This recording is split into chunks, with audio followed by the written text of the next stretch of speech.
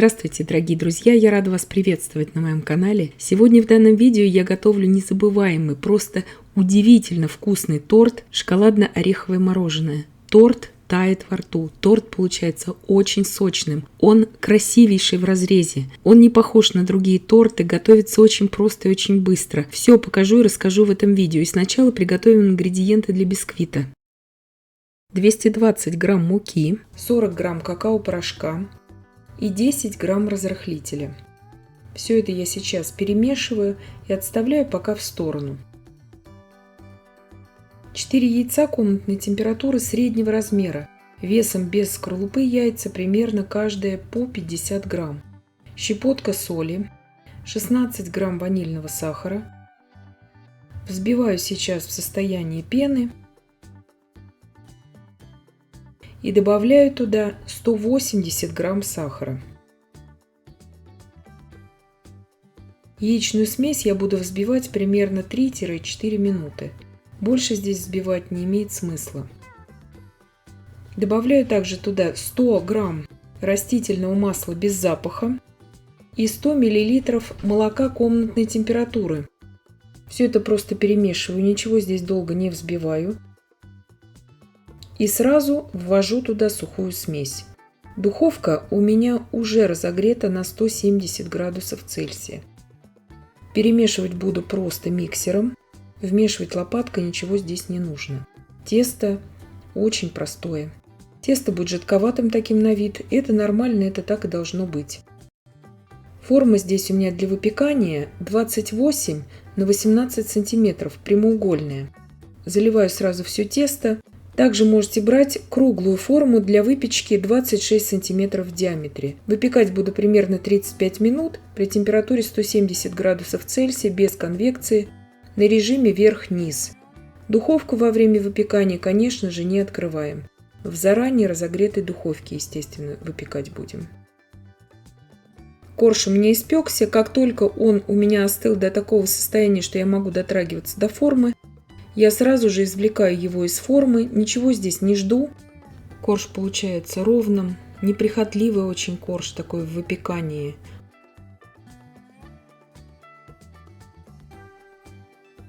И сразу вот такой кондитерской насадкой начинаю делать вот такие отверстия в корже для заполнения пудинговой массой потом этих отверстий. Это нужно сделать сразу. Можете дать полностью остыть этому коржу, можете дать ему постоять даже в холодильнике на следующий день это делать. Но лучше, конечно, это делать сразу, чтобы корж был необыкновенно нежным. Остаточки от бисквита нам, конечно, сейчас понадобятся. Отверстие в корже делаем, конечно же, не до конца. То есть пудинг у нас на разрезе, это видно тоже в начале видео. Пудинг у нас должен держаться еще на бисквите обязательно. Вот это очень важный момент, не упускайте его. Одела также разъемную форму на корж, это сделать тоже необходимо. И готовлю пудинг. Перед приготовлением пудинга у нас должна быть форма полностью подготовлена. Вот так. 350 мл молока довожу до кипения. 50 грамм сахара, добавляю туда пакетик пудинговой смеси, 38 грамм здесь у меня сухой смеси, либо же просто берите 40 грамм кукурузного крахмала и какой-то ванильный ароматизатор по вашему вкусу. Вливаю в эту сухую смесь еще 150 мл уже холодного молока. Все это перемешиваю, чтобы не было комочков. Молоко у меня уже на плите закипает, оно практически уже кипит. Я вливаю туда бережно всю пудинговую смесь при непрерывном помешивании. И сейчас в ковшике с толстым дном на умеренном огне я довожу всю эту смесь при непрерывном помешивании до кипения. Когда пойдут первые признаки кипения, то есть пузыри, провариваю еще примерно 30 секунд. Смесь у нас загустеет, станет такой плотной, пена уйдет и уже снимаем с огня. Ничего здесь не ждем, сразу добавляем туда 50 грамм у меня холодного сливочного масла, чтобы масса не была такой очень-очень горячей, она будет еще горячей, но не экстремально такой, чтобы нам уже выливать ее на корж. И сразу же ни в коем случае ничего ждать нельзя, выливаем уже все это в отверстие, которое мы сделали заранее. Пудинг остывает очень быстро, поэтому никакого промедления здесь допускать никак нельзя. Вот это количество пудинга идеально как раз подойдет на то количество отверстий, которое мы сделали. Здесь нужно строго придерживаться пропорций. Ни в коем случае больше пудинговой смеси или же крахмала добавлять нельзя. То есть пудинг у вас должен иметь жидкую консистенцию, когда вы будете наносить его на корж.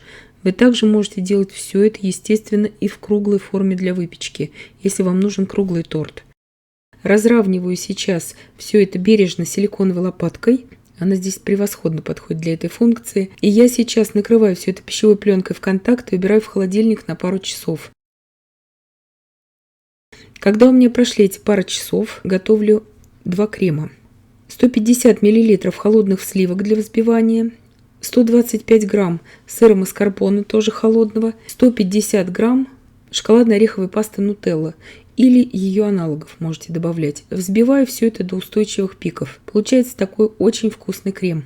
Сливки здесь очень важно брать не менее чем 32% жирности, иначе у вас крем будет жидким. И нутеллу все-таки берите достаточно охлажденную, то есть она у вас не должна быть из жаркой кухни. Вот такая вот консистенция у крема будет. Я его сразу же наношу уже на полностью остывший корж, разравниваю. Это будет небольшая прослоечка, чтобы как раз нам выровнять всю нашу поверхность.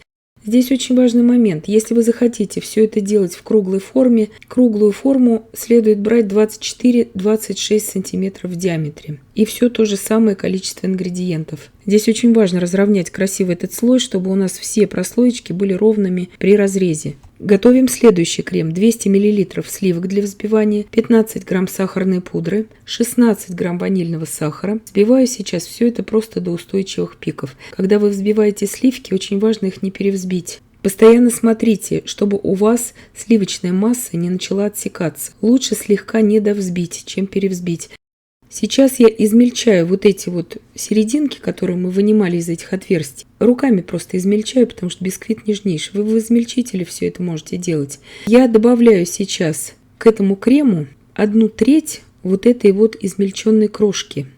Крем станет гуще с этой крошкой, и он будет необыкновенно вкусным. Я уже неоднократно говорила в своих видео, что вот крем, сделанный именно с крошкой внутри, он дает удивительную такую консистенцию вот у этой прослойки. Бисквит настолько пропитывается этим кремом, и он совершенно отличается от бисквита внизу по вкусу и от просто крема. И в то же время и в разрезе он смотрится интересно. Если вы хотите, вы можете на данном этапе вместе с этой крошкой добавлять в крем и орехи. Но тогда орехи будут размокать от этого крема, поэтому я здесь посыпаю орехи уже сверху, чтобы они у нас не размокли. И как бы с орехами я еще посыплю и крошку, чтобы крошка впитывала в себя лишнюю влагу, а орехи все-таки оставались как бы такими достаточно хрустящими и прожаренными на вкус. Вот это очень важно в таких ореховых тортах, поэтому и хочется, чтобы они оставались максимально свежими, эти орехи, и хрустящими. Сейчас я нанесла всю эту прослойку, которую мы только что приготовили, на предыдущий слой. Красиво, хорошо уже разравниваю. Здесь у меня 50 грамм обжаренных измельченных орехов. И так как мы здесь использовали нутеллу, я беру фундук. Он идеально подходит по вкусу. Вы можете брать и миндаль, и грецкий орех, все, что вам нравится. Сейчас я посыпаю и орехокрошку сверху, я уже сказала, для чего я это делаю. Если вы хотите, чтобы у вас орех как бы законсервировался и был просто мега хрустящим и свежим, вам тогда нужно смешивать его с шоколадом, растопить шоколад. На 200 грамм шоколада добавляется 20 грамм растительного масла без запаха и вмешать уже эту ореховую крошку в шоколад. И, конечно же, если вы таким образом захотите покрывать торт, конечно же, орех будет более еще хрустящим, но и вот так, как я показываю, все равно он остается очень хрустящим и обжаренным на вкус.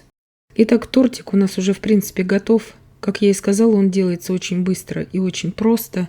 Ему можно дать сейчас постоять в холодильнике, но так как верхние слои у нас очень уже холодные, я сразу же вынимаю его сейчас из формы. Очень бережно я здесь отделяю ножом сам тортик от формы. Вы можете с ацетатной пленкой собирать, можете просто бумагу для выпечки простелить, но здесь также быстро можно выровнять все это шпателем. То есть я не использую здесь ничего лишнего. Нарезается он великолепно. Уже сразу, то есть я его не ставила в холодильник, потому что сверху 2 крема, они очень холодные. И пудинг, естественно, застыл уже полностью. Шикарнейший разрез у такого торта.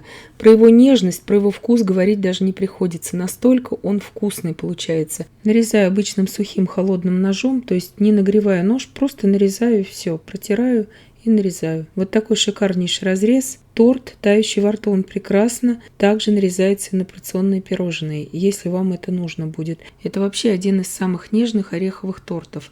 И я надеюсь, что видео было полезным и познавательным. Подписывайтесь на мой канал, ставьте лайки, пишите комментарии.